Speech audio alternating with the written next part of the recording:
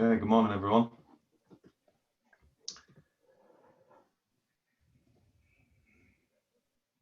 We've got 10 people through the doors already. Welcome to another Social Hub session. These 2 weeks always go so quickly. Don't know if about you, the two Stuarts, but yeah, definitely. Oh, it flies. Time flies. Yeah. It vanishes.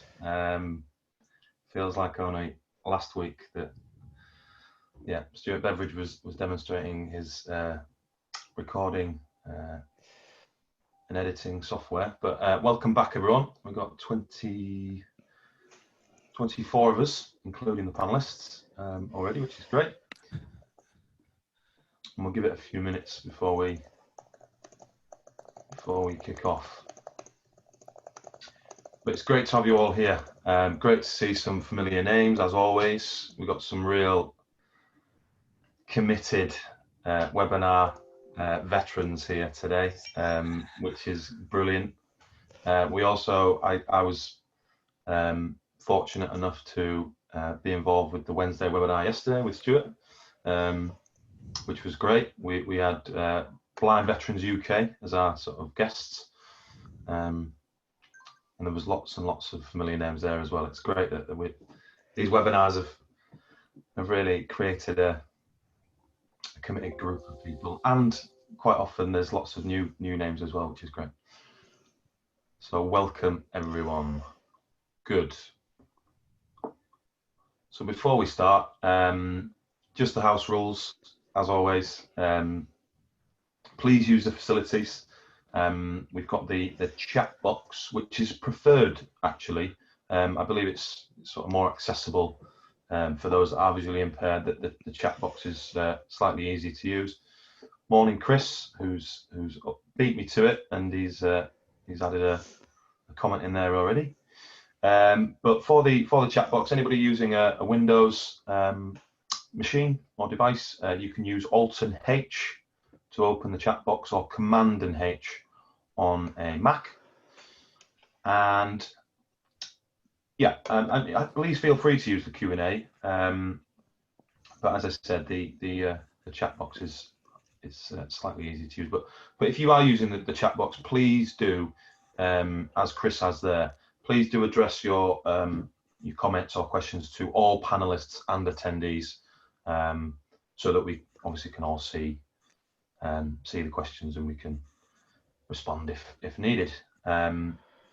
You can also raise your virtual hand as well, everybody. Stuart L, can you remember the shortcut for that? It's Alt and Y on Windows. That's it. And Command and Y on the Mac, and on the mobile app, it's inside the More Options area of the app. And if anyone is on a phone, you can do it by pressing *9.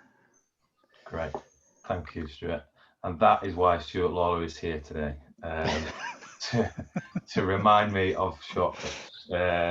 No, he's not. He's here to impart his brilliant knowledge of tech, which he will do shortly. Great. So good morning, everybody. Yeah, lots of good mornings coming in already. Really good to have you all here. Anybody that's just joined us, if you've lent on your keyboard by accident and you've opened this webinar and you don't know what's going on, this is another installment of the Social Hub, the Assistive Technology Social Hub with Sight and Sound Technology.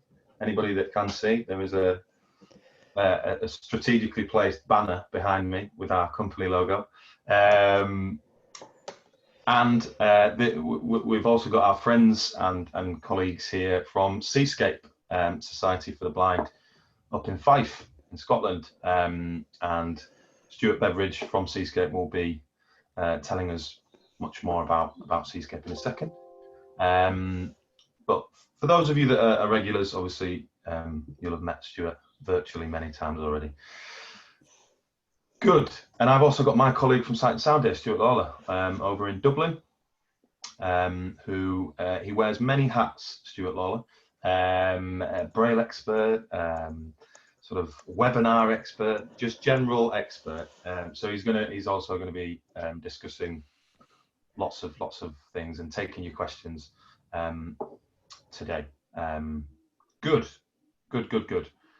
So, for those of you that have joined us for these sessions over the last 4 or 5 months, as you'll know already, we've covered so many areas of technology. You know, we started with the basics. We started with sort of, you know, basic magnification, low vision devices. You know, we then moved on to accessible mobile phones, Android, accessible Android tablets and software, and then we sort of dived into the world of braille technology as well. So braille displays that you can connect to your laptop or your mobile phone, and braille note takers, so handheld braille tablets essentially.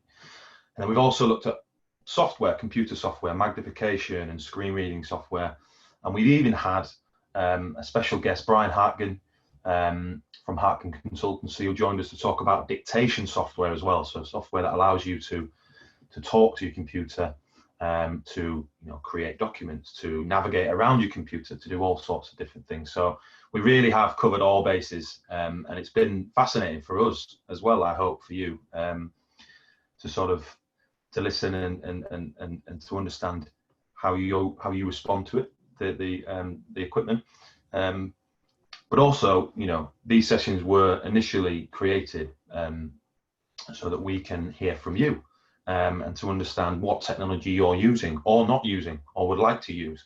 And obviously during lockdown, you know, we've all had to rely heavily on technology. So it's, you know, it's really, these sessions really have been a brilliant way for us all to stay connected and to share our experiences, which is what we want to do again today.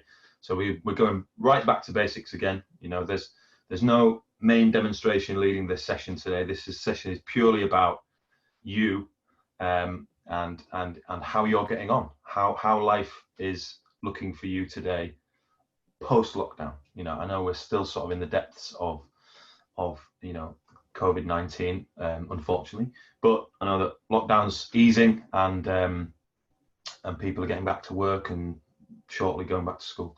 So yeah, we want to hear about you and how life is looking for you today. So we're going to be taking all of your questions and, you know, observations and stories. But first of all, I'm going to fire a few questions at the panel today. Stuart Beveridge from Seascape is going to open up, and we're going to ask Stuart a few questions about Seascape and how they've been getting on. So firstly, good morning, Stuart Beveridge. Morning. How are you? Yeah, good. Still very much working from home, but still do. I'll explain about that in a moment. So yeah. Because you've, as me and Stuart Lawler you have been working throughout lockdown, haven't you? You've not been furloughed. You've been busy, been kept busy. Well, obviously we've been kept busy with these webinars, but you've also been engaging with your members and service users. Service users, yeah. Yeah, and how's that been? How have you interacted? It's been actually quite good because a lot of the stuff I deal with, because I don't have any sight at all, so a lot of the stuff I deal with is has speech output, so I can deal with a lot of stuff either over the phone or by email, by using this wonderful Zoom platform for training purposes, doing webinars obviously, like I've been doing with you guys. So the only part of my job that really changed is those who I really needed to see face to face, you know, for a live one-to-one training experience in the office. That was really the only part that I couldn't really do for obvious reasons. So while I have maybe 2 or 3 people on the waiting list, thanks to, you know, working with yourselves, it's actually the waiting list came down a lot, and it's been working out really well. And a lot of our services have, as much as we can, have been done from home. So even our site support team, who deal with life skills, teaching, obviously teaching people to use a mobility aid such as a cane. That is not happening, obviously. But we've our site support teams did video demonstrations of using even something very low tech, like like a liquid level indicator to when you're pouring a glass of water, something like that, or even videos of even like making a cup of tea safely. That can all be they've done a lot of that using video technology. So we've had to adapt. But in a lot of cases, I think the lockdown it hasn't been as bad for us as I initially thought it was going to be. But there's no sign of me going back to the office anytime soon, I'm afraid. So it's continuing as we are at the moment. Well, thankfully, we've managed to sort of join forces, haven't we? So I've actually been, lucky enough to drive up to Fife and visit a lot of your service users, haven't I? Last week and. Yeah, so I'll just very quickly tell you about that. So what this wasn't in the plan to start with, but the referral process has been great because Sam really has taken a lot of pressure off my shoulders for when we eventually do go back to work. So what I do now is I kind of phone up the clients, and then what I'll do is I'll just do an initial tech assessment over the phone. What are you struggling with, etc., etc. And then what I can then do is ask if they don't mind me referring to Sam from Sight and Sound, and everybody has been agreeable so far. And I just put a wee note to you, Sam, don't I, with the initial details, and I leave it then in your capable hands. So no, it's worked well, and I think from my experience of visiting them, the members as well, is that they really appreciate the fact that our two organisations have been able to come together to still deliver a face-to-face service. Very good service. Now that lockdown is easing, we are able to, Sight and Sound are able to visit people at home now, fully equipped with PPE and obviously socially distanced demonstrations. But it's working. It's working, and it's a new normal. But from my interaction last week, I could sense that that some of your members were really crying out for this technology. I think lockdown is probably it's made a lot of people realise that actually I need something to sort of allow me to stay connected with family, friends, the outside world. So that's worked well, which is good. Good. And how about, because obviously we've spoken to a lot of charities, throughout lockdown, and obviously fundraising for the charity sector has taken quite a hit. I mean, how, looking forward, I think we're all having to think outside of the box, aren't they? But could you talk a little bit about the fundraising side of things going forward? How, because obviously all the marathons, all the big events are now being cancelled out. The London Marathon is a huge event for charities, isn't it? Have your fundraising team had to sort of have a creative meeting, get their heads together? Slightly. I can't talk about it too much because it's not really my area, but big events like, so we used to organise things like, we used to organise ab sales, we used to organise, sort of local events in the Kirkcaldy era. I remember once we organised a skydive, which I initially put my name down for, and then when I saw what it entailed, I pulled out rather promptly. So all that side has now gone. So it really is up to the fundraising manager now to actually apply for grants, and she's so good at finding local as well as kind of national trusts that we can apply for. It's all about projects at the moment, is what I'll say. Sally and I, we have to sit down and actually think up more innovative ways of trying to apply for these kind of one-off projects to help as many clients as possible. So one of them, for example, at the moment is we're in the process of applying for quite a bit of money, I think, to actually teach people, visually impaired people in the Fife area, how to use Zoom. Now, if the lockdown hadn't happened, I probably, for one, wouldn't have used Zoom as much as I did.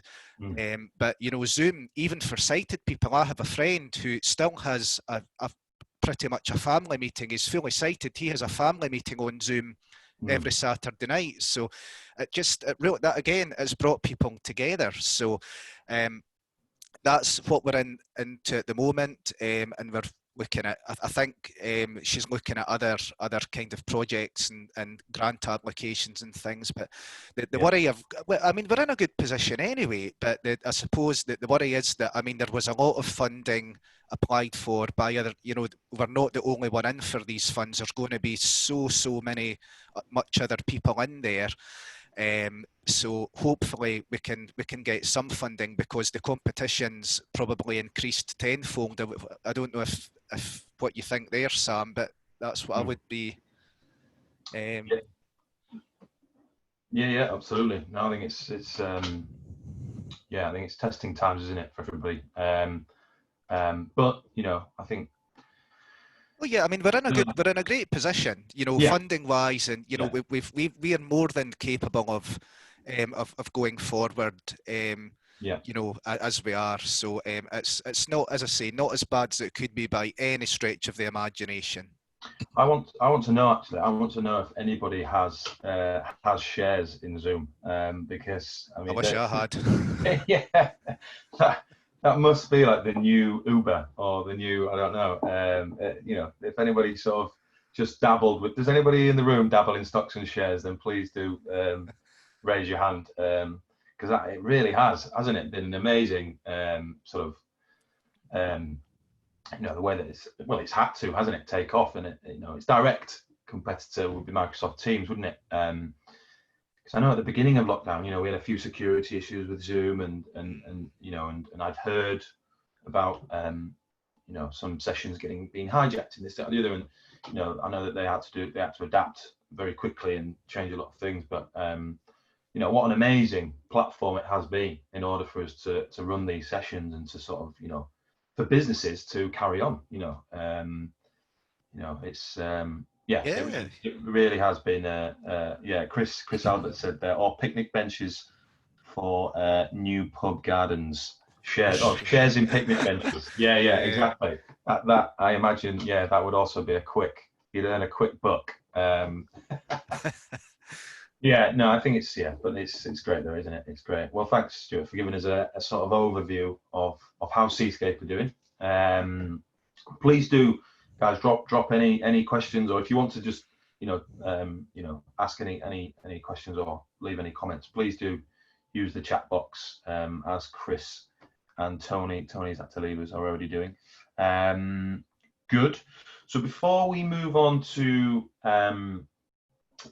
the we're going to talk about some of our previous sessions as well, you know, sessions that me and Stuart have been running, and so just delve into and touch upon some of the technology, and just sort of give a bite-sized overview.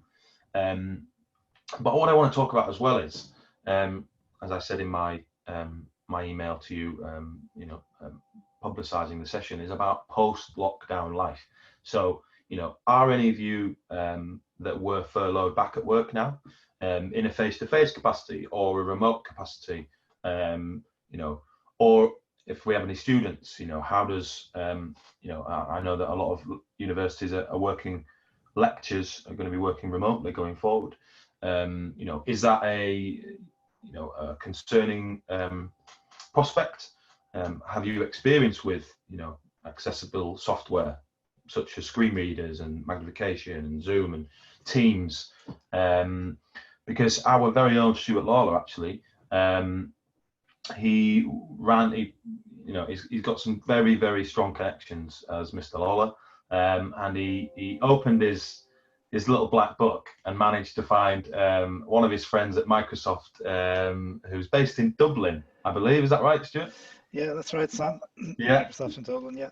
Yeah, and you were able to invite them for a session to discuss Teams. Is that right? Yeah, that's right. So we had a so first of all, good morning, everybody. I get very worried. Sam did a very nice introduction there and said the word expert. I'm not an expert. I I always, get very nervous when people say I always have expert. to top your introduction. Actually, No, you're no, always so eloquent and so sort of, you know. no, Uh, no. Yeah, so we've looked at. I mean, I suppose just to make a couple of general comments first, and I was interested to hear what Stuart was saying about his friend who uses Zoom every Saturday night. And we have the Lawler family quiz because our family are scattered around Ireland a little bit.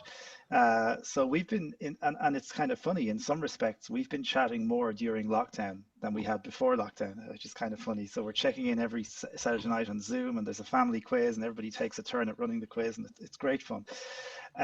But I think just to sort of contextualize it for a sec, you know, platforms like Zoom, which by the way started out in the university sector in 2010.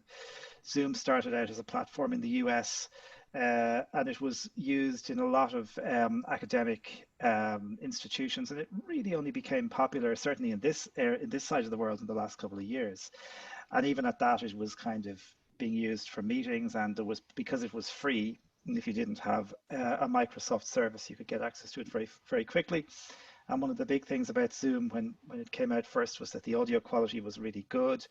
There was very little latency, and when we talk about latency, we mean the amount of time between sending a signal and the signal being heard. So it could be maybe half a second or less, which would be pretty good.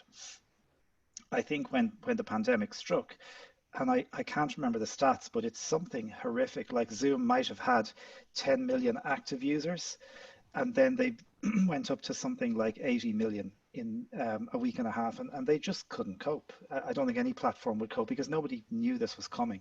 yeah, So with all the best planning, you can only do so much, and that's exactly what Sam you're saying about Zoom bombing and meetings getting hacked.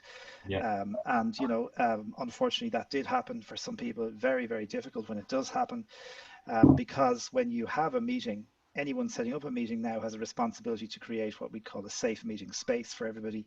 And of course, we all want meeting spaces to be safe. And Zoom has been used in really creative and innovative ways over the last couple of months. So that's the broader piece, I suppose. In terms of Microsoft Teams, what we've seen is very definitely a battle of the meeting platforms, and I mean Teams, yeah. Zoom, Google Meet, and then things like WebEx to a lesser degree. And I don't suggest WebEx, by the way, because it's huge accessibility issues Go to around webinar, I believe with is another WebEx. one. GoToWebinar, yeah, Yeah, and GoToMeeting, yeah, which they're all part of the same thing. yeah. GoToWebinar has a nice app, mobile app. Web-based version is not pretty with the screen readers, unfortunately. Okay. So Teams definitely is really interesting because it's updating all the time. And if you do have to use Teams, and some organizations have made a decision, certainly here, and I know in the UK as well, that they don't allow anything else. And if you're a Microsoft, if your organization with a Microsoft system in place already, they've just locked themselves into Teams. And you won't have a choice if you're working from home. And Teams is the best way to describe Teams on the PC end anyway. It feels very like a web page. So you can use a lot of your web, if you're using a screen reader, you can use a lot of your web-based shortcuts on Teams. And if you're using the mobile app on iOS, it's a really nice experience. Microsoft have made a point of making it accessible, and indeed Microsoft do a lot of iOS work when they're testing their app to make sure that it's fully usable with VoiceOver, which is really good. As Sam mentions, we've spoken to Microsoft, so there are a number of issues within Teams at the moment. In relation to shortcut keys, the most obvious and most frustrating is that it's difficult to hang up from a call because there is no shortcut key. So you have to sort of tab around or else ask the other person to hang up. There is no facility within Teams with a shortcut to raise your hand. There is an option to raise your hand, but you can't do it with a shortcut. You have to faff around in a menu. And there are a couple of issues with audio sharing. Notwithstanding all that, the quality from Teams, in my humble opinion, is definitely better than Zoom in terms of the audio quality. that's because they're using a different codec, and they claim to have better latency, and I would probably agree with that. Now, quality will always be dependent on numbers of people on a call and where people are calling from, and if you're on a mobile connection with maybe a weaker signal, your quality is going to, you know, may potentially be weaker. So all these things are factors to consider, I suppose, when as we're coming back from, you know, as we're starting to move out of home. Some people are obviously have been working from home for a long time, as like Sam and Stuart. I've been working from home since I think it was the 12th of March or something. It just feels like forever. Feels like 2002 or something, doesn't it? It does, yeah, something like that. And you know, I think a lot of us are going to end up doing a kind of a mix, you know. So we're moving into a new space, actually, an office space in Dublin, and I think I'll probably be there maybe 2 days a week, and we'll probably work from home 3 days. And part of that is just because I don't want to expose myself to public transport every day at the moment. And Yeah. there are certain way, I think people are making calls on what is going to work best for them in this, to quote this phrase again, this new normal, as everyone keeps talking about. Yeah. No, definitely. I think you're right. I think that whatever normal was before lockdown, it you know, it certainly won't be the same. Things will have to change and adapt, and people, I imagine, will split their time, won't they, between working from home and going into the office, and because that's a whole other subject, isn't it, about the sort of the psychology of you know, being isolated, not being amongst colleagues, and you know, I'm quite used to working alone. You know, I'm on the road a lot visiting people, but people that do spend a lot of time interacting with colleagues in an office space, I suppose it's, you know, it's very different, isn't it? Very different. Yeah, and I think there's all sorts of issues when you're working from home, and I'm sure a lot of people on this call have found this, who are working, or maybe even if you're studying from home, and there's obviously a lot of uncertainty. The priority over here certainly at the moment is to get schools and colleges open safely. Hopefully we will get to that point, but there are challenges, I suppose, around work-life balance, and there are some days you might find you get to 4 in the afternoon and you can't do anymore. And I think you need to be sort of flexible with yourself and kind with yourself and say, look, if you can't do it, you got to stop, and maybe you'll do something later the next day. I think all these things work out. We're in uncharted territories. We're in a very different scenario to where we were 6 months ago. And I think when you're home working, you're not just home working, you're home working in the midst of a pandemic. You're home working when you can't go anywhere else, when you can't see a whole lot of people. All the rules, the rules of home working, or a lot of the rules of home working, kind of go out the window, and you've got to try to manage as best you can in the situation. Definitely. Yeah, it's everybody's we're going to have to learn to adapt, aren't we? As we already, you know, as we have been doing. I think it's fantastic how you know, the country has had to, you know, adapt, and has done so. But yeah, we've actually got an anonymous attendee. Stuart is just linking back to Teams and Zoom.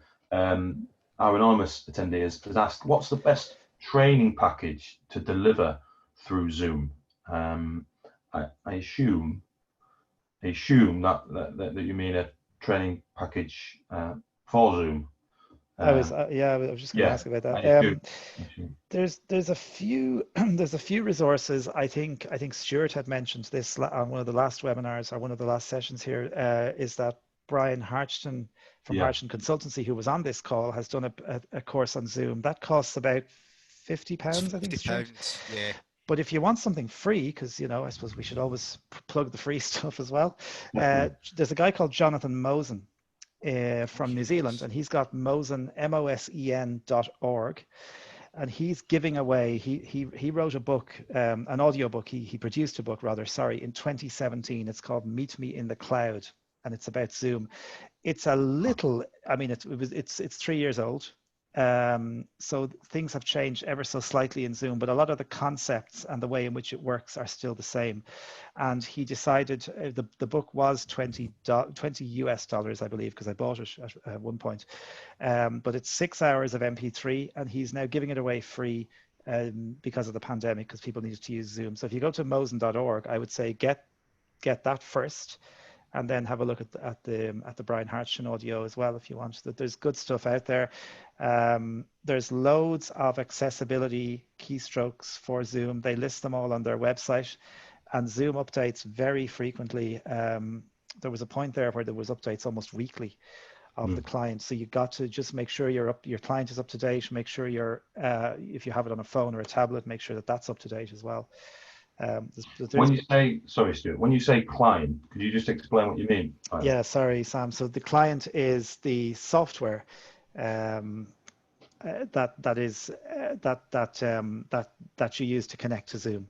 So when you install Zoom on your computer, it downloads what's called the client, which is the software, or the application, I should say, that installs on your computer to allow you to connect to a Zoom meeting like this. Yeah, great. No, that's really, really useful. Just to be thorough, just in case, Sam, you know, I think it was what's the best training package to deliver through Zoom, just in case they mean, you know, what training packages would, you know, they be able to deliver through Zoom themselves. I suppose the world is your oyster. It depends on what situation you're in. I mean, I've delivered demos on JAWS. I've delivered demos on audio editing software, as Sam says. It's really down to what you need to use Zoom for, because you can screen share. So, you know, even if you're doing a presentation, you should be able to share your PowerPoint presentations through Zoom. I think I'm right in saying that, Sam. Oh yeah, absolutely. So, you know, it's just in case that's what you meant. You know, so again, it's really, the world is your oyster. It's really down to your creativity and what you feel, you know, topics you're working on. I suppose that the only one that I wouldn't be able to deliver training on it anyway, but I think magnification devices and software, I think there's sometimes such small issues there, if I'm right in saying that, Sam. But apart from that, I was just going to add that actually. For any of you that will have attended a very early Social Hub session, I demonstrated Zoom Text, which is some magnification software, which takes control of your screen, and you can enhance features. You can obviously magnify the screen.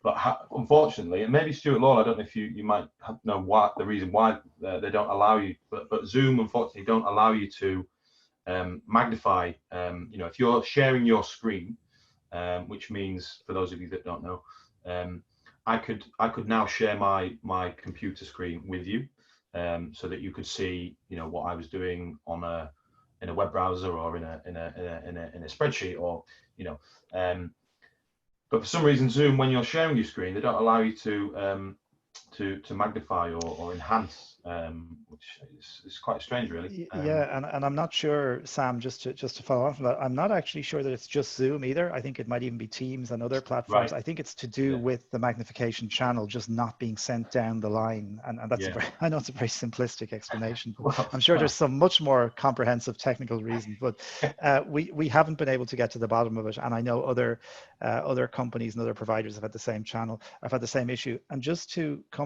back on something that Stuart said, which I think is I would completely go along with, is he said that basically you can do anything from a training perspective on Zoom.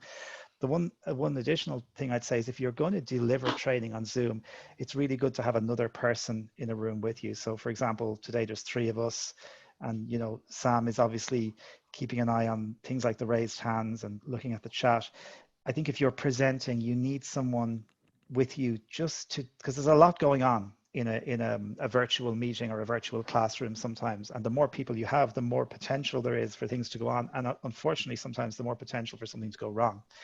So having that second person, having your wingman, if you like, or having another person there alongside, or maybe having like maybe 2 people alongside is a nice kind of security, and you're all working along as part of the same team. Yeah, I think because sometimes things can go wrong with Zoom, can't it? So absolutely, yeah. But yeah, if there's if you've any further questions on that, I mean, you know, us 3 are, you know, we're really used to doing these training things now. So, you know, get in touch with Sam, myself, or Stuart, and I'm sure we'd be more than happy to, you know, give you more advice as well. Because I mean, you could even do video, you know, start your video and do stuff. So there's a lot to go on there, hopefully. Definitely. No, happy to take all questions on that. In fact, Chris has just raised his hand, so I will come back to you in 1 second, Chris Brady. But actually, our anonymous attendee has just unveiled himself. It's Mike Bailey. He said he didn't mean to be anonymous, but what he was actually asking was, which I think you alluded to, Stuart Beveridge. He's asking, he's looking to deliver VIAT, so visual impairment awareness training through Zoom. So that's specifically what he's looking to do and how he might go about doing that. Do you have much experience of delivering VIAT training, Stuart Beveridge? None at all, I'm afraid. No. That's actually what our site support team does, Mike. So I'm afraid I'm a wee bit out of. I mean, there's probably, I don't know, the other Stuart. I'm not great with the video side, but I mean, is there any reason why it can't be done? I'm just thinking this. It sounds like it could be. You know, that awareness piece, plenty of time for discussion.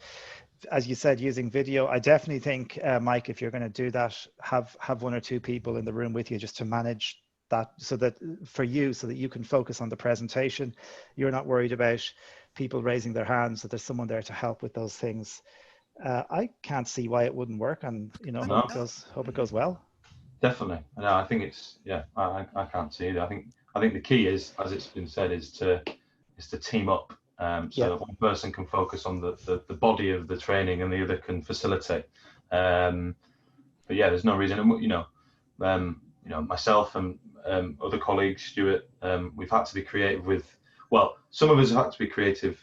You know, some of the sighted, my sighted colleagues have had, with cameras and setting up, pre-rehearsing sort of the setting up of cameras and really making sure that you sort of make the most of the space that you have as well, which is quite important. Sam, can I just make one comment, maybe just on that line as well? I think when you're using a screen reader, I don't know if Stuart has any views on this either, but when you're using a screen reader for something like this, I think no matter how good the screen reader is, how good you are with the screen reader, the reality is it takes more time to look around, to see whose hands are raised, to go up and down a list of participants or to jump around that list. There is no doubt that having somebody who can sort of visually spot those things within seconds is going to be much more efficient. So sometimes it's about just saying, do you know something, this particular task might be easier if I ask someone else to give me a hand with this so I can focus on my presentation. That's certainly what I personally have found. I've been very, very, very glad and very happy to have people like Sam, on some of the sessions that we've done over the last number of weeks. Yeah, completely agree. Yeah, you just have somebody just to maybe even, just sort of facilitate. So as Stuart says, you're focusing on the main body of the thing. And I agree with you, Stuart, as well. Sam, you have been invaluable helping me out as well, because by the time you listen to your screen reader, you're taking on so much. Who's put what in the chat box? Who's got their hand raised? Unmuting this person, then you mute them again. And by the time you've done all that, then you've actually taken up more time than you probably did doing your presentation. So, it's try not to take too much on your own hands. Have somebody there even just to facilitate, and you'd be surprised at how quick and how well that goes. Yeah, I made that mistake very early in lockdown when I set up a webinar for some QTVIs and teachers. And this was very, very first week or so, and before we knew we had to be very strict about security, and the link that I passed on to these teachers, obviously it got passed around to colleagues all over the country. So I thought I was going to be delivering a session to about 6 or 7 teachers. There was about 30, 40, which was a lot, at the beginning of lockdown. And that session did actually get, it did get hijacked, and I learnt a lesson. I absolutely learnt a lesson, not to take too much on.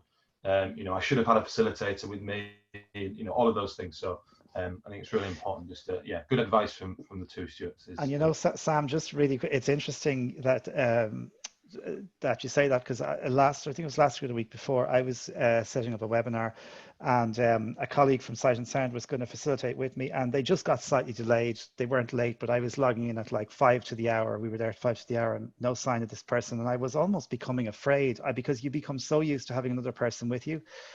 I probably could have managed it, but I was thinking this is going to be really tough, and you really do rely on that other person. So it's great just to know that you have another person with you. Definitely. Yeah, definitely. Good. Thanks, guys. All right, we've got lots of sort of comments, questions coming in, so we'll address a few of those now while I'm here. Chris, I know you've got a few questions to ask, actually, so I'll unmute you in a second. You've got a few questions about Orbit, I assume the Orbit reader, and the Tapzillo and verification of security app. So we'll come to you in a second. Andrew Coleman from Galloway's. Morning, Andrew. Regarding the issues with Zoom and magnification software, Andrew has said he uses 2 logins to show another screen or a device. So there are alternative ways to. I came up with the very technical alternative of just pointing my camera at my computer screen so that you can obviously see the magnification features, but there are ways around it. Tracy Barrett has said, I'm sure we have found a workaround to enable magnification on Zoom. Oh, well, please share. She's going to check and come back to us. Good. Well, please share, Tracy, if you found something. Edward, morning, Edward. Edward said, this is something that we're going to be looking into when I start back at work. I think it will work out. Communication will have to be key during the sessions, but I think it should be straightforward. I think, though, you'd need someone else on board, like the 2 Stuarts have said, though, as a lot can happen on Zoom meetings. Good luck with it. Well, thanks, Edward. And yeah, agreed. Communication and working as a team is really important. And Mike has said, brilliant advice. Thank you. So thanks to the 2 Stuarts. Good. All right, Chris. I'll open. I'll allow you to talk. Then you just need to unmute yourself. If you're still there, Chris Brady. Right. Good Hi, morning. Good morning, Sam, and the Scottish chap. Oh, I forget what your name is. What's Stuart. Stuart. Stuart. He's the good-looking Stuart, Chris. And right. He's the good-looking guy. and Stuart Lawler and good morning, Chris. and Sam. Now I wanted to know. Now you do, when you send your notifications for Zoom, you send an email and say click to register here, and we register, and then it's approved, and then you send an email with a link, so that when we link, we can tap on the link and we can connect very, very easily and very efficiently. I've put Zoom on my iPhone. How would I do that if I wanted to invite somebody for a meeting, but I wanted to allow them to register first, and then they could get an email and have a link? Would the Zoom mechanism do that automatically, or what? Thanks, Chris. Stuart, yes. Stuart L, are you happy with that? So, Chris, what you would do in that instance, you can do that. Is the answer yes? But to do that, to force registration, you have to set up the meeting on the web, on the Zoom web portal, as opposed to the Zoom app. And there's a tick box. So what I would actually have to do is download Zoom on a laptop or something like that, and do it like that. You can download Zoom on a laptop, or you can do it on your phone. But the key is you go into the Zoom website to schedule the meeting, and there's an option when you're scheduling it on the website that says, "Do you want people to have to register for this meeting?" And you tick that tick box. Then they will register. They will automatically get an email that will come from you, and that will have a link where they can join the meeting, and then you'll be able to view in advance who's coming to your meeting. But again, you do that from within the Zoom website. So a lot of these features are only available on the web portal, which is accessible. It's very, very friendly with a screen reader. I would probably suggest maybe trying one out, set up a test meeting, get someone to register for it.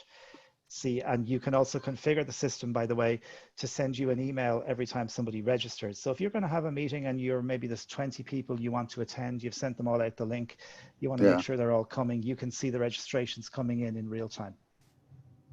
Right. Well, that's very helpful, actually. Great. Because I mean, I'm using Zoom on my iPhone, and I find it quite easy to use it. I shall certainly put it on a laptop, but I'll have to go to the as I say, when you actually go to the Zoom portal on the web, it's got a thing on it, doesn't it, that says a new meeting or something, doesn't it? Yeah. And there is a myriad of settings in there, Chris, that you can actually personalize and change to your liking on, as Stuart says, on the actual web settings part, rather than from the applications on your desktop, on a laptop, or on your phone. So there's a lot to configure in the actual web settings part, but it is worth it. If you go through it, and you'll see it all. It is worth doing, actually. And once you've set those, will that be set for every meeting that you that you organise, or is that setting just for each individual meeting? You can set up a thing called templates. Yeah, actually, can't you? You could create a meeting. You could create a meeting template, and you can even, if you really want to get into this, Chris, you can even configure the questions you ask someone in a registration on the registration screen. Oh, so, I see, for example, you might want to say to them, I don't know, what areas would you be interested in covering in this meeting? And you could have a series of options. It is quite involved. But yes, you certainly can do all that stuff. And as Sam says, you can create a template so that, every other meeting you create is based on the same template, which would, one of the conditions of which would make people register for the meeting. So it's all doable. It just takes a little bit of time to get your head around it. Yeah. Right, well, thanks very much indeed for that. Anyway, Pardon? Sorry, Chris. No, go on. Yeah, you were going to say something, Sam. I'm just going to ask. Please feel free to ask your other questions. I know that you had a few about the Tapsilo and the Orbit reader. Is that right? Oh, the Orbit. Oh no, that's a different Chris. Apologies, we've got another. No, that's Chris. Right. No. I'm actually teaching the Orbit reader to people that I teach Braille to, and they've got the organisation which I teach Braille with. They brought they purchased a couple of Orbit readers, and these people that I'm teaching, they've got those at the moment. They had those delivered to them because of lockdown, and we have sessions on Skype where I teach them how to, things like search in files, put bookmarks in, and all sorts of things. But which is very good. That's very interesting, Chris. So these people that you're teaching the Orbit to, are these people quite new to Braille, or are they new to Braille displays, or are they? Yeah, they're quite new to Braille. They've just recently lost their sight, and I actually taught them. They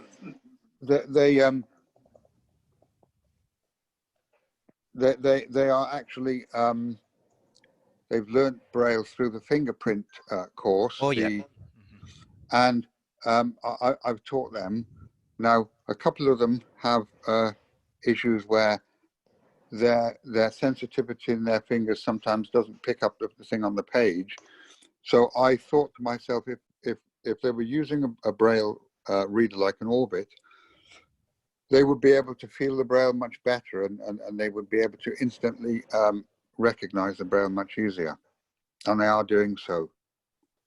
And because they can write on it as well, so before they were writing on Perkins Braillers, no problem, they were able to do it. They found the Perkins Braille, to read stuff on the Perkins Braille was easier than to actually read it from a book. because some of the books, if the dots get flattened a bit, then of course. Mind you, I mean, I've read books that be really, the dots are really flattened, but somehow I can read them. You know, I don't know. I think. But I I've think been it all reading. just depends. Yeah. But I've been reading Braille since the age of 5. Same here. So, Yep. you know. Yeah, no, just really interesting, Chris. I mean, I think I'm sure. the Orbit readers are ideal, I would say, for someone who, you know, has maybe just learned Braille, or, you know, is just starting out in Braille. It's going to help with a lot of areas there. And then as time goes on and you become more proficient in Braille, is then when you maybe start moving towards something a bit more you know, robust, if you like, and which can do a bit more, such as the focus, or, you know, even a Braille note taker of some kind. Well, No, I that's just right. thought it was really interesting. That's right. I have actually used my Braille Braille note taker that I've got, which is a one from Humanware, the Plus. Oh, the Touch Plus, yeah. Touch Plus, yeah. Yeah.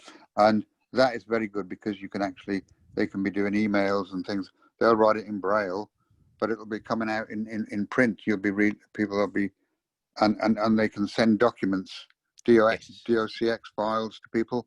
They've written it in Braille, but it comes out to the person in ordinary word. So I mean, that's invaluable, really. Great for the education side and the workplace side, aren't they? The note takers. And also for things like learning languages as well. Oh, I never thought about it like that, actually. Yes, no, yes, of course. Indeed. Yeah. Yes, indeed, because you can actually, I mean, I speak a number of languages. And of course, I set language profiles so that I can go into the languages, but it means that I can use Keysoft, Word, Keysoft, but I can write things in Italian or Spanish or French or whatever I've got set. Oh. But this is using technology, and especially in this area where we've got severe restrictions in mobility because of this lockdown. You know, it's enhancing the mobility and using it for all sorts of really good ways and means, really. Yeah, in people's lives, yeah. Brilliant. Yeah, very much so, very much so. Great. But thanks very much for that, folks. Thanks, Chris. I shall do a bit of digging and I shall experiment with that, I think. Yeah, do. And just come back to us again, Chris. You know, you'll have our email, so any problems, just come back to us if you've any issues, as always. Yeah, I will do, because I'm following your webinars, because they're very, very good webinars, both the sight and sound webinars and the webinars that Humanware are doing, and yourselves in Seascape. I'm following those, but actually, you know, it's really been a good education, really. The lockdown. Yeah. Great. But thanks anyway. No problem. Thanks, Chris. Thank you. Much appreciated. And Edward Bates is actually, regarding the use of Zooms on a laptop with a screen reader. He said that he finds it much easier, in his opinion, to use it on a laptop than rather on a mobile phone. The controls are much easier to find. I totally agree, Edward. I'm 100% with you on that one, my friend. Yep, I totally agree there. Yeah, I think that's the general consensus, really, is that it's, you know, for somebody visually impaired, it's much easier to use it on a laptop or a desktop computer. Great. Tracy Barrett. Tracy's actually done some digging about the use of magnification software with Zoom or Teams, actually. And she's just emailed me. Very efficient, Tracy. You've emailed me mid webinar with some instructions for use of Zoom text with Teams. So if anybody has to use Teams through work, Tracy seems to think that it is possible to use magnification software or demonstrate magnification software if sharing your screen using Teams. I've not tested this yet, so I can't say if it works or not, but Tracy seems to think it is. If it does work, then I'll be in touch. I'll let you all know about it. But thank you, Tracy, for that. That's really, really useful. I'll certainly have a look at that. Great. As you probably noticed, Stuart Lawler's had to leave us. He's always in demand, so he's on another call at 11. So he's had to go away and prepare for that. But we've got a little while left, so we've got some time for more questions. Andrew Coleman from Galloway's has left a comment about Sky Q, which I'll come to in a second, Andrew. Before I do that, Edward, just staying with the sort of with the Zoom theme for a second. Edward's asked, can you explain how someone would dial into a Zoom meeting on a mobile phone or a landline? I'm thinking if this is the way forward, some of the clients I work with would find this much easier if they don't have a computer or smartphone, but I've heard this is tricky if you've not done it before. Do you have any opinions? Good, very, really useful. I mean, Stuart Beveridge, I mean, Seascape's members, I imagine there's a lot of elderly members that won't have access to a computer. Have you had members that have had to dial into Zoom sessions? I know that Andrew Coleman, you probably will have with Galloway's. Yes, so I wonder whether Andrew might be able to help more than I can on this, because I know that we did. Now, this wasn't me that did this actually. They tried it for a community engagement kind of call through our Zoom account, and from what I heard was that when they tried it, there were a lot of difficulties. I thought you should just be able to dial in and then, just type in a quick pin and you'd be in there. But people who just found it, from a landline at least, found it extremely, extremely difficult. So what we've done in that regard is we actually use a different conference calling system now. So all you do now is, with our conference calling, you just dial in and your PIN number is like something like 0. And as soon as you press 0, you're in. It's just people were so disheartened when they tried to get in through Zoom and encountered a lot of problems. So I don't know if Andrew can maybe... Yeah. Hey guys, how's it going? Good morning, Andrew. Hey, how are you doing? Yeah, I can definitely echo Stuart's difficulties that he's probably been having there. We at Galloway's, we're based in Lancashire and Sefton. Look us up on the internet, but we use Zoom a lot for our kind of own tech talk. We do a tech talk at 3 every Thursday, and we don't run it as a webinar. We run it as a Zoom meeting, so we can only have up to 100 people. I'd be made up if we had 100 people, but we get about 40. Most of them connect using Zoom, using video. Some people do ring up and do successfully, get in with the PIN. But the problem is that not the PIN, but the meeting ID. The meeting ID is like 11 digits long. So for some people that obviously are not using online services, they're using the phone. They might find that difficult. But essentially our meeting ID is the same every week. So I think some people have got used to using it, but yeah, it's a difficult one. We're looking at other services. We also run a telephone service just for people on the telephone as well.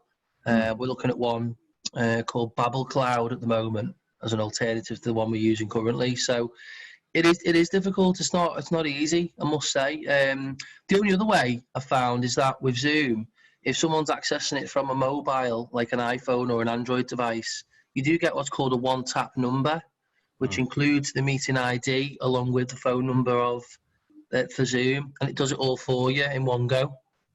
But obviously, that's if they've got a smartphone or not. So absolutely, it's not the easiest thing to use. No, but it is, it is possible, isn't it? You can dial in from a landline. If an elderly person doesn't have a mobile phone, for instance, you can dial in from a landline. The problem with Zoom is because it's so big and because it's so worldwide, their meeting IDs have to be so long. Whereas if you're using a more localized service, maybe a smaller company, they can give you like a 4-digit or a 5-digit number. That's the difference, I think, unfortunately, with Zoom. Yeah, that's what I was saying. So again, as I say, as long as they can dial in the conference calling number. I can't remember the conference calling platform we use, but as soon as they dial in, they just, a lot of our clients just don't want any hassle. So again, as soon as they dial in, right, press 0, and that's it. You're in. That's a very, very simple and easy system. Andrew, can I just ask you about your webinars? Do you mind if I join into them? Can I be cheeky and ask to join these? Or Absolutely. You can come along and be a guest speaker with Sam maybe one week. Hey, yeah, let's do it. Yeah, we can do that. But if anybody is interested in the Galloway's Tech Talks that we do, we've actually got Vision Aid on today at 3:00. So if you go on Facebook and you type in Galloway's Technology Group and you join that group, we post our joining instructions in there. But you can also email me, which is talkingtech, which is TALKINGTECH @galloways.org.uk, and we can add you onto our mailing list as well. Don't use the registration process through Zoom, but we might start doing that eventually. Yeah, I'll need to email you, Andrew, because I'm not on Facebook. So if you don't mind a wee email from myself, I'll get that done. I'll just put the email address in the chat box for anybody that wants that. Sorry, thanks for the plug, guys. I appreciate it. Hey, that's any time, Andrew. It's what we're here for. We're all. Can I mention my question, Sam? And give it some context. Yeah. Go for it. Go. Just in case anyone's discovered this. So obviously, I do watch quite a bit of TV. I've got Sky Q at home. I did used to have Sky HD. Since June, I started noticing audio problems with Sky Q in both of the rooms I have. And I've never had these problems before. And I noticed them on Sky channels, like, Sky Movies, Sport, any of the kind of premium channels, whereas terrestrial channels through Sky, absolutely no issues whatsoever.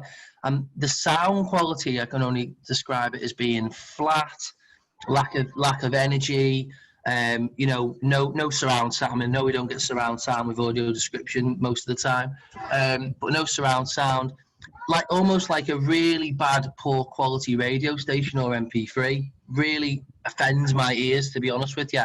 So I've gone up and down all around the roundabouts. Sky have been out, they've swapped me boxes. Guess what? Still got the same problem. And then hit the nail on the head a few weeks ago.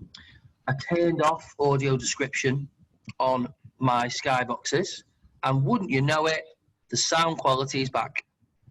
Absolutely fine. As soon as I put audio description on, the volume goes right up, and then the sound quality really decreases, where it's kind of like, it's just not acceptable sound quality. And paused it to Sky, and they haven't got a clue about it. And I was wondering if anybody else has got the same problem. Because for me, I want to use audio description, but why should I have to put up with really poor quality sound? Yeah, precisely. I don't have Sky Q, Andrew, but what I'll do, now that you've flagged that up, I'll go down to my mum's house later on, and I will definitely have a look at this and let you know. Yeah.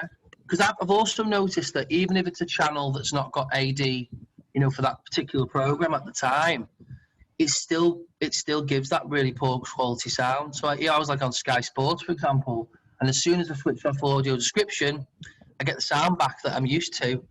But this has never been an issue. That I've only noticed this since June, so I don't know if it's something they've done to the broadcast. I just don't know.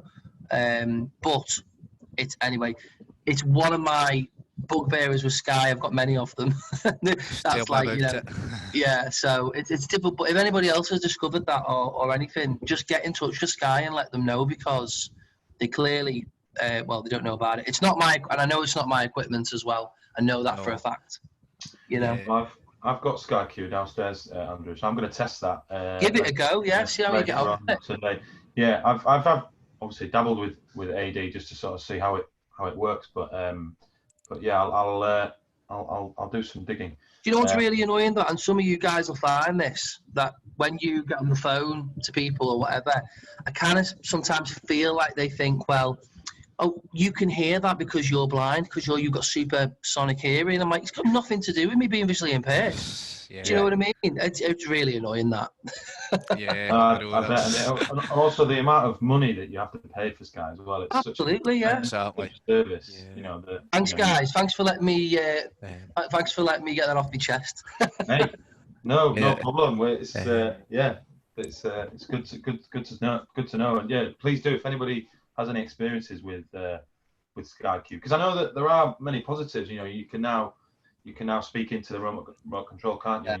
And you can use Voice control. Yeah. voice control. So there are many positives, but it's always good to test these things. And I think the problem. I mean, I know this was covered with Stuart Lawler a couple of months ago on the Wednesday one, and they had a guy from Sky who was actually visually impaired, and even I could kind of sense his frustration at the lack of accessibility. And it's great, this voice control, but if you're blind, it's useless, because once you use the voice control, you can't see what it's brought up on the screen, and there's no screen reader. Yeah. You know, and they've just released this week another update to the Sky Q software. They changed the display and the electronic program guide.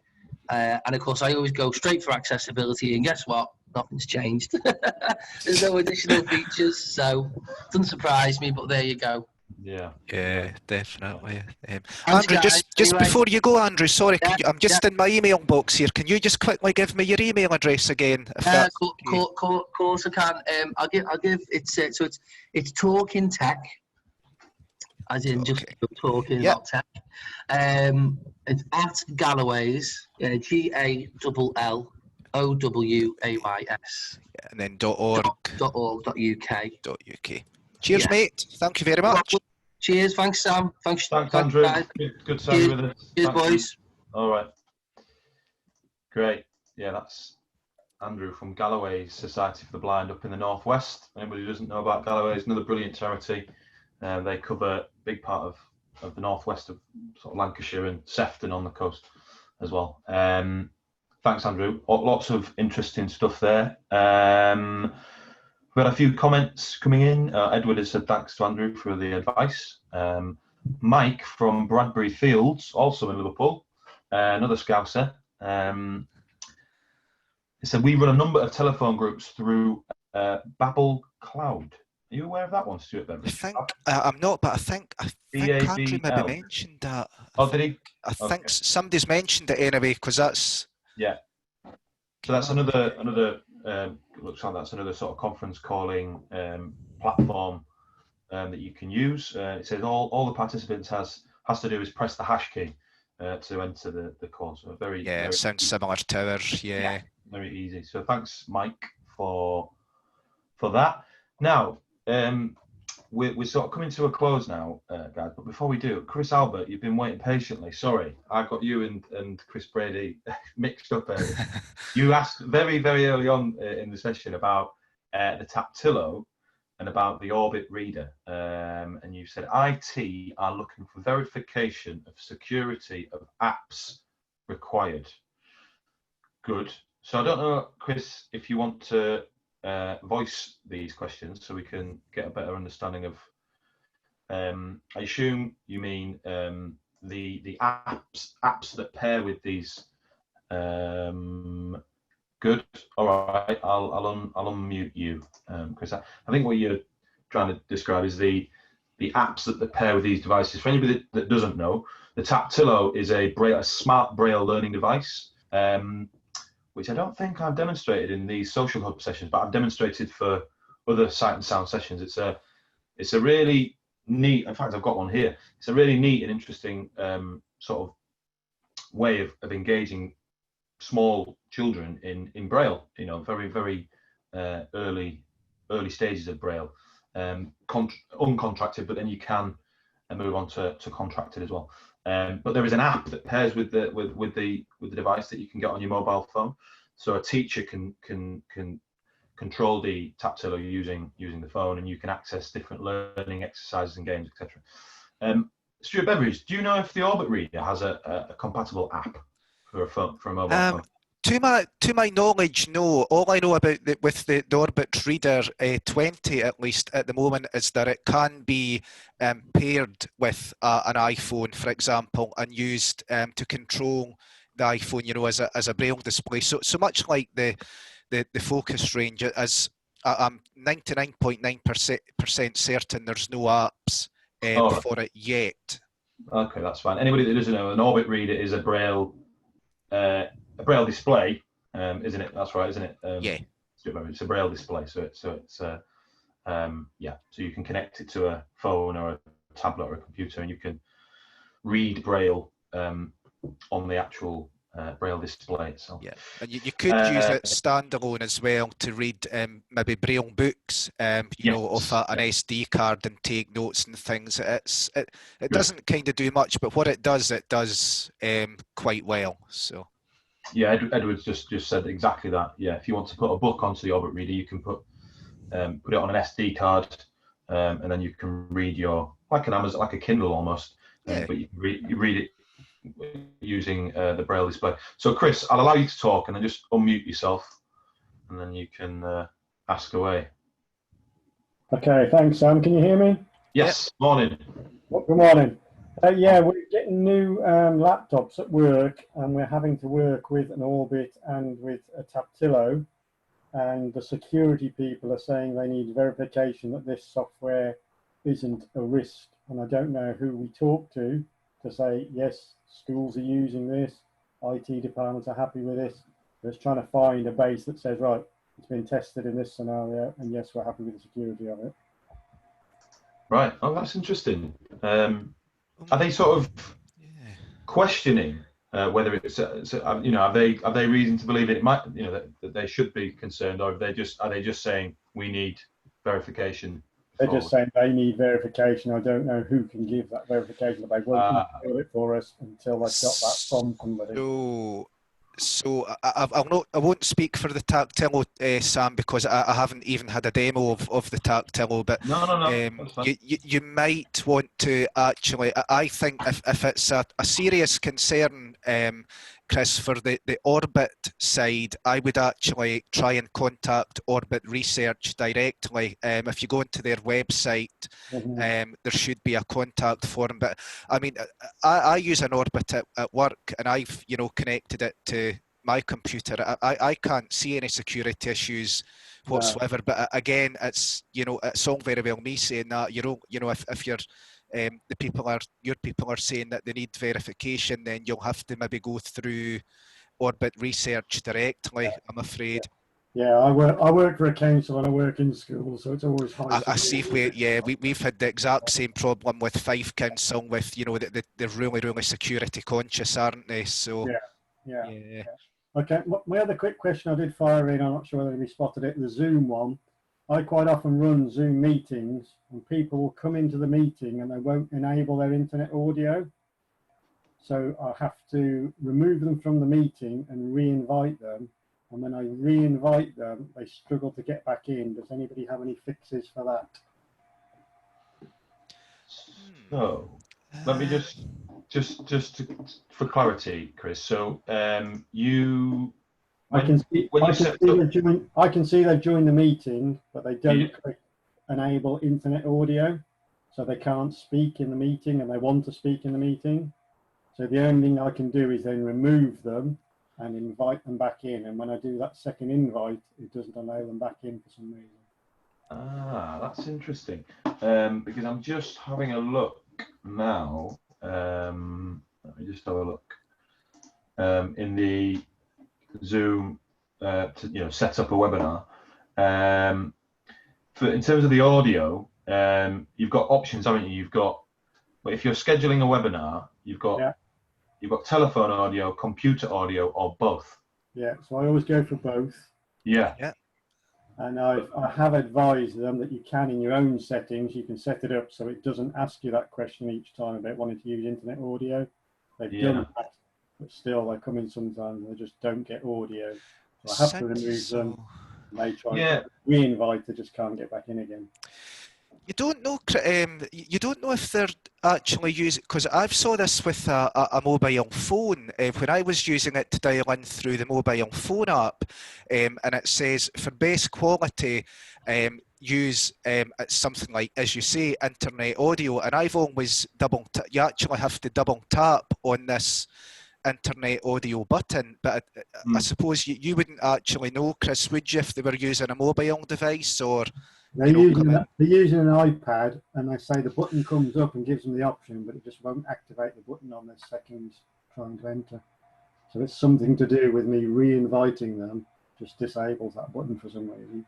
Yeah. I wonder if they maybe need to actually close the Zoom app. I wonder if they've maybe not closed the Zoom app down, or I wonder if this is maybe a Zoom bug, Zoom issue. for the app. Yeah. I don't. Yeah, I'm sorry, I can't really be much help. Maybe if they close the app down and then start totally from scratch. I just wonder if they're maybe closing the app down from the app switcher. It's the only thing I can think of, I'm afraid. Yeah, I'll get them to try that. They can see that I've removed because they get a message saying they've been removed, and they get the second invite, but it just doesn't let them in on that second attempt. Yeah. If you're asking me, Sam, I don't know what I think that's maybe a Zoom issue, but it sounds like it is, because when they, that might be something that we need to actually, we'll question Stuart Lawler about it, because he's very clued up on Zoom. But if not, we can go to Zoom and we can question that on your behalf, Chris. That'd be great, yeah, because once I've removed them, they just cannot get the audio activated. But so I remove them, they see they've been removed, they get the message, they see the new invite to come back in, and it just doesn't let them come in. Yeah, that really does seem strange. It seems like a bug, doesn't it? But okay, we'll do some digging. And regarding the Taptilo, Chris, I've got a contact for OFA Tech who manufacture it and develop it. So I'll send you the details via email this afternoon. Fantastic, that's a brilliant help. Thanks, Sam. Good stuff. Thanks, Chris. Yeah, thanks, mate. See ya. Brilliant. Okay, guys, I think we are about done. We've addressed pretty much everything in the chat box and in the Q&A. Sam, hang on, just while I remember, for Chris, I think is Chris still here? He's not. He's just gone. But oh right, it's just. Well, he's still in the meeting, but oh yeah. Well, I'll just say to Chris quickly for the Orbit Research website, Chris. It's just www.orbitresearch.com, and then you should find all the necessaries in there, to do your contact for them for the security issues. So orbitresearch.com is what you need there. So sorry, Sam, interrupting you again as usual. No. Hey, no, it's good. Thank you. That's all useful. Andrew Coleman's just mentioned. He said, go into the settings on Zoom, Chris. Click meeting option. Let's have a look. I'll tell you what. I'll explore this after the session because I don't want to take up too much time. But thanks, Andrew. I'll have a look at that and see if we can get around it. Brilliant. Michael has just popped his hand up, so we'll just quickly take Michael's question as a last one, and then we'll round up. Okay, Michael, you're free to talk. You just need to unmute yourself. Hi, can you hear me, Sam?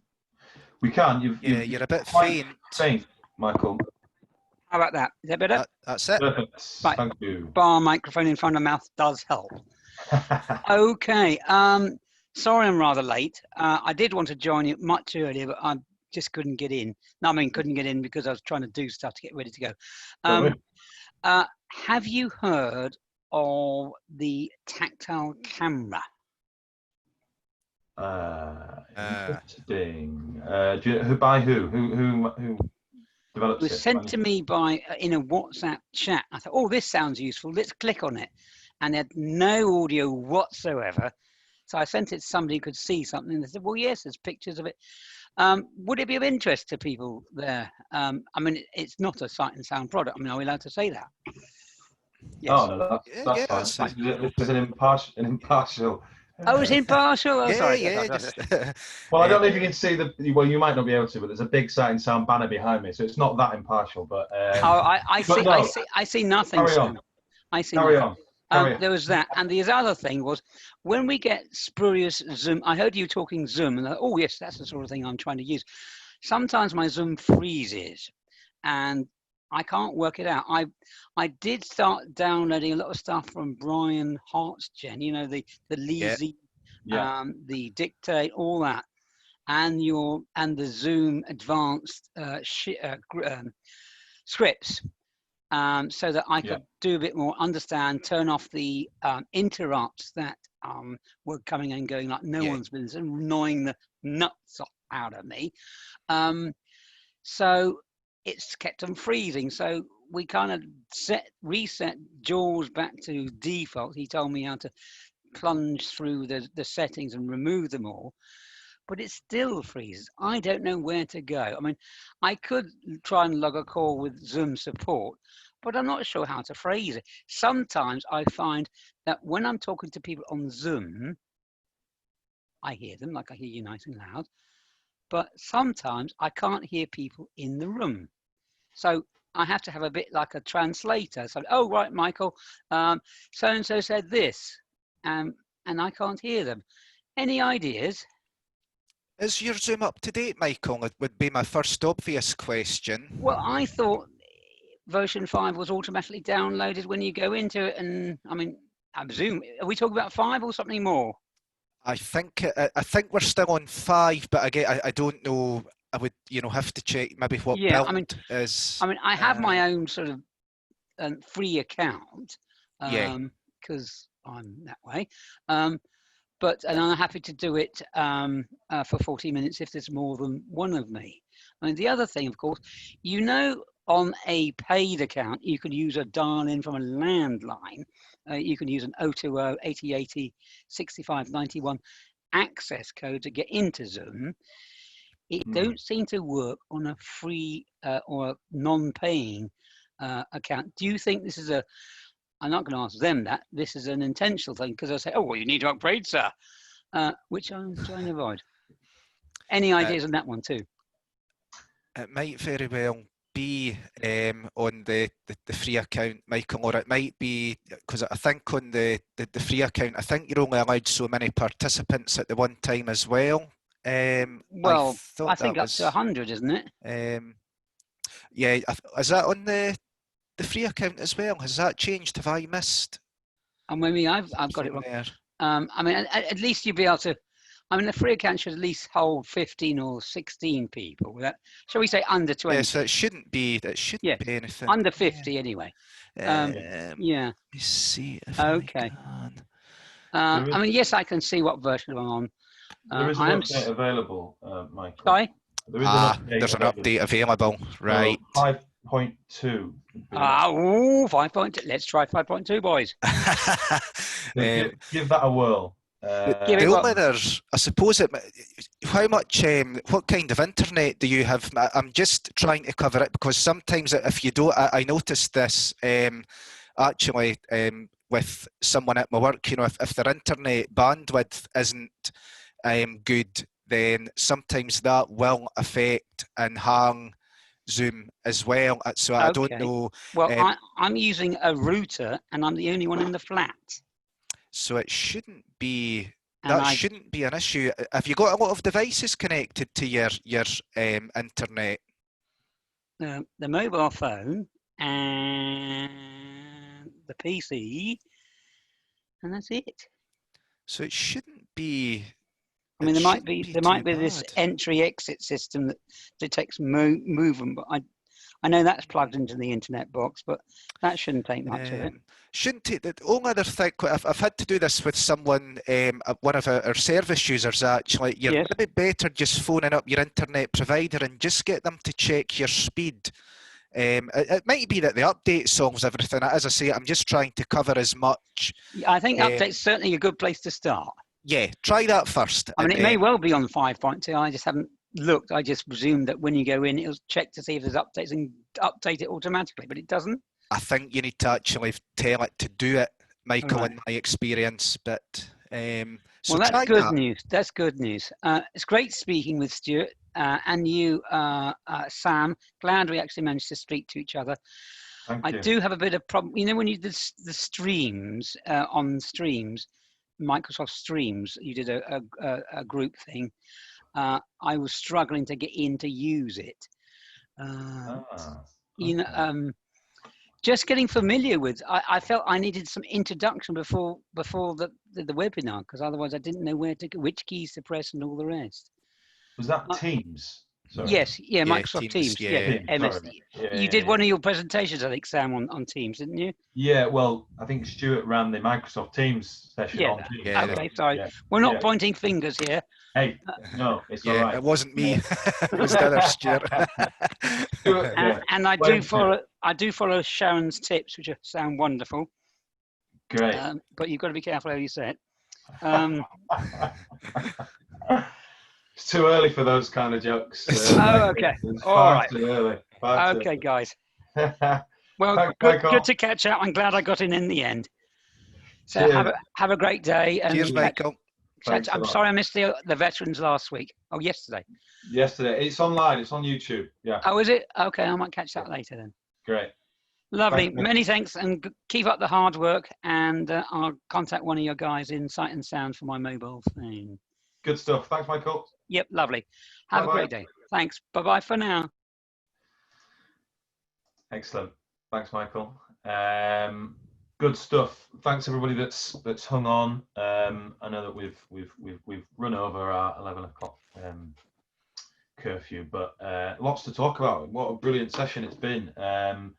We've sort of, you know, we've just gone with the flow, haven't we? And we've rode off everybody's questions and observations, and it's been really interesting. A lot of talk about obviously Zoom and the accessibility of it, and Teams. You know, because these two platforms, you know, we've had to rely on heavily throughout lockdown, but you know, post lockdown, you know, as we've discussed, you know, a lot of us are going to be working remotely still, and these two platforms are still going to be just as vital as they have been for the last 4 or 5 months. So really important to pick apart, you know, the accessibility settings and features, and to understand, you know, how the visually impaired you know, can use these pieces of software in the right way. So yeah, really interesting. Thank you everybody so much for all of your questions and experiences, and thank you to Stuart Beveridge for all of your help today. Yeah, pleasure as always, Sam, and thanks to everybody for attending as well. Yeah, great. And actually, Stuart, do you mind? I'm putting you on the spot here. But do you mind just plugging our next session that you will be delivering? Yes, so it's again another basic introductory session, but what I'm looking at doing is using braille connectivity. So using the Focus braille display range, you can use them I suppose in a standalone way as a very basic note-taking device, which has its issues. But the greatest thing with the Focus braille displays, as with many others, is that they can use to drive JAWS through your computer. So you don't need your keyboard. You could connect your braille display into your computer via a USB cable, and then you have full control over your PC or laptop through the Focus braille display. So I'm going to be demonstrating that in 2 weeks' time, and if the Bluetooth connection, all being well, works out, then I will show you as well how you can control your iPhone or your mobile phone using the braille display, and we'll look at typing text messages, doing some navigation around the screen. So again, if anybody's interested, I'll send you a description on that tomorrow, this afternoon or tomorrow, Sam, and we'll send it out.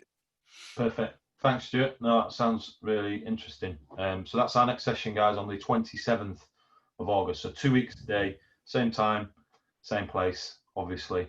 But I'll send out all the information very soon. Good. All right. So that's us done for the morning. I've got another I've got another 2 webinars today, so busy day. But thanks all so much again for your continued support with these sessions. You know, obviously numbers have dropped off as we've gone through the session, because obviously people have to go off and do their things. But you know, we've had 50 people register for this session today, which is just brilliant. It's great that we're keeping engaged, and that there's still an obvious demand, you know, to meet and talk about all of these things. So fantastic. So yeah, thanks again to Stuart Beveridge. Stuart Lawler's already left us, but thanks to Stuart. This session will be available on YouTube, our YouTube channel, Sight and Sound Technology. So please do go and check it out if you've missed any of it, or if you have colleagues or relatives that you think would benefit, please do pass this on. But I'll add the link to my follow-up email later on. Good stuff. Ruth said, what are your other webinars today? Unfortunately, Ruth, they're internal webinars. I've got a webinar with a group of opticians, I believe, or a test run, and then another one with a company up in Scotland. So yeah, sadly internal, but yeah. But please do, yeah, keep close to our website and social media for our other webinars, which run every Wednesday as well. Wednesday webinar as well, which is always really popular. Good stuff. All right, everybody. Thanks so much. Have a great day. Have a great couple of weeks, and we'll see you. Me and Stuart will be here in 2 weeks' time for more Social Hub. Yeah. So see you soon. Thanks a lot. Bye, everyone.